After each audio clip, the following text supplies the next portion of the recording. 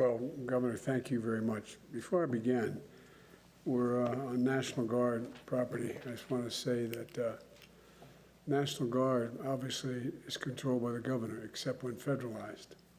And I have federalized you a number of times nationwide to fight fires, to fight every disaster we've had. And my son was a major in the National Guard, and I think the people don't quite understand the extent of the work you do and the risk you take for us.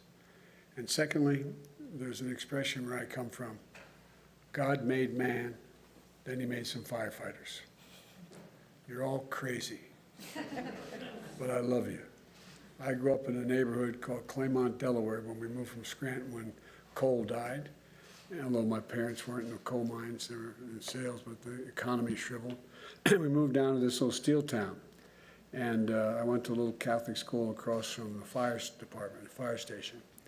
And everybody I grew up with either became a cop, a firefighter, or a priest. I wasn't qualified for any of them, so here I am. But you know, just so you know, I've done too many individual and mass funerals for firefighters and the hot shots and you know, the incredible group of people. I mean, a truly incredible group of people. Anybody, the overwhelming human instinct is you run away from a fire, not into it. And the only thing that protects firefighters is more firefighters. The only thing, more firefighters. And I just wanted to say that at the outset because you have my indebted gratitude. And my fire department saved my life, literally, not figuratively. My house got struck by lightning and mostly burned down, had to be rebuilt. Saved, the smoke was so thick, Gov, it was literally that thick, and you couldn't see through the windows or out the windows. And the floors were collapsing. These guys went in and did two things. Mostly importantly, got my wife out. I was in Washington when it happened, and saved our cat. But equally important, almost not equally, but important, I have a 67 Corvette they got out. And so anyway, but my point is you're incredible. And so, Governor, thank you, and Senators Heinrich and Lujan, thank you very much for all you do, and Teresa Lezer Fernandez, and you know, Harold, and you know, Stansberry, and all members of the House doing a great job. And but maybe the proudest thing I've done is I appointed the first Native American to be a cabinet member. But she's only been in New Mexico 35 generations. You're a newcomer, newcomer. But look, special thanks again to the firefighters, over 4,000 of you. Over 4,000 of you are putting your lives on the line. And we're about to receive a briefing about the largest, most destructive wildfire in America so far this year, and the largest wildfire in New Mexico's history. I just flew over some of the damage, and Air Force One is so damn big we couldn't go in. But we flew the perimeter of the fire, and it's an astounding amount of territory, and the impact on families that have been there for so long are so consequential. And in a way, you know, there's nearly 700,000 acres, and a new fire just started, have just started. Thousands of people displaced, ranchers wiped out, schools shuttered, and wilderness that looks like a moonscape, if you see parts of it where I was able to see. And I'm thinking about what you're thinking, and that is our responsibility. It's not a gift. We have a responsibility to help this state recover, to help the families who have been here for centuries, and the beautiful northern New Mexico villages who can't go home and whose livelihoods have been fundamentally changed. Governor, let me be clear. We will be here for you in response and recovery for as long as it takes. As long as it takes.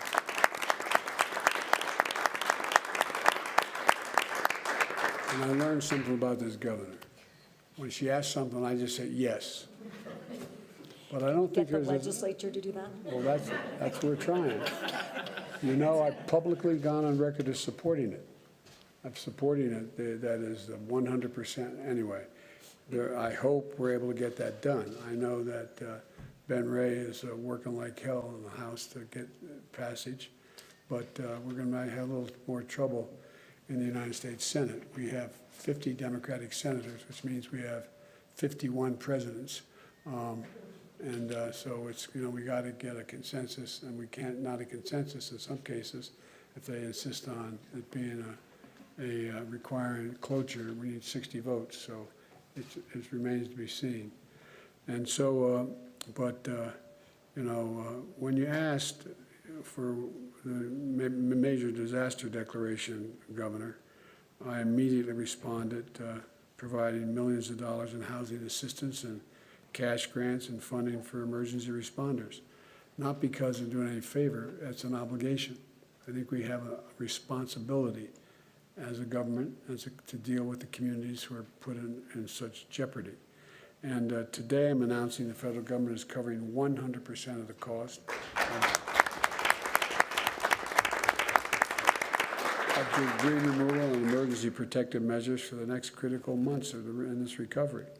And then there's going to be a strong bridge until we pass the Hermit's Peak Fire Assistance Act, introduced by Senator Lujan and Senator Heinrich and Senator Fernandez, as well as Stansbury, to fully compensate survivors for their total loss. We're also providing funding and loans for small businesses, farmers, and ranchers. And we need to be sure this doesn't happen again. We know the circumstances at Hermit's Park and Cafe Canyon fires are unique, starting with a prescribed burn. Every year, the Forest Service, to put this in perspective, they do a pretty damn good job, conduct 4,500 prescribed burns. 99.8% go as planned. But this time, tragically, it did not. And that's why the Forest Service has just put a complete pause on prescribed burns in the Forest Service lands, and it's conducting an intensive 90-day review, which will make public all the detail of that review. And this needs to happen, and I'll be briefed on the results, and we'll brief the world on the results, the country on the results. And for folks at home, there are hundreds of federal personnel on the ground trying to help you get through this. I think if you take a look, the most important thing you can do is register with FEMA, which allows you to get assistance you deserve and you need quickly. And there's a FEMA mobile app that allows you to quickly register for assistance, and it's available in Spanish as well. And our director of FEMA, who I think has done an incredible job. How many folks you have here now, roughly? Just under 400. Just under 400 here, and it's. If you don't have phone service yet, you have disaster recovery centers in Mora and Las Vegas where you can register as well. And we also have a team on the ground to help you register. And FEMA is calling every person who is denied assistance, anybody denied assistance, to ensure they get the help they need and in the language they speak. A lot of, you got to know how to know. You got to know what you need to know to be able to get something done. I can walk in the Library of Congress, one of the great libraries in the world. You don't know how to work the card catalog. It's not very much use to you. I mean it. You got to know how to know. And so we've learned in our administration, it's not just enough to provide the help, but let people know how they can access the help, and when they can't, how they can go about to fix that. And so eligible residents can sign up for a state program that provides benefits to buy groceries and hot meals as well. For the longer term, but beginning right now, we have to help with the combined impacts of drought and wildfires, and which threaten your vital watershed. And it's hard to explain to people back east when I talk about this, because we've spent some time, the FEMA director and I, in other parts of the country, in Northern California, Oregon, up in Idaho, to explain what we're talking about, the scope and size and the consequence, and how the watershed is not literally, but in practically evaporating in many places. Find yourself in a position where it has vital impact. And through the bipartisan infrastructure, we've already invested hundreds of millions of dollars in the state of your drought relief and wildfire mitigation and water infrastructure. And as the monsoon season approaches, we've authorized another $22 million to protect critical water infrastructure from post-fire flooding, debris flows, and the work starts today. Not next week, not next month, today. The bottom line is, Gov, to the people in New Mexico, we'll do whatever it takes, as long as it takes, to follow your leadership and tell us what you need. And I promise you, we kind of joke. They said the governor's on the phone. I said, just tell her yes, and then I start the conversation. Y'all think I'm kidding? I'm not kidding. So I'm going to stop here, and I guess we're going to start the briefing if we could. And but I guess, David, I'm talking to you first. You're Secretary of the Department of Homeland Security and Emergency Management, so I'm going to yield to you. Okay?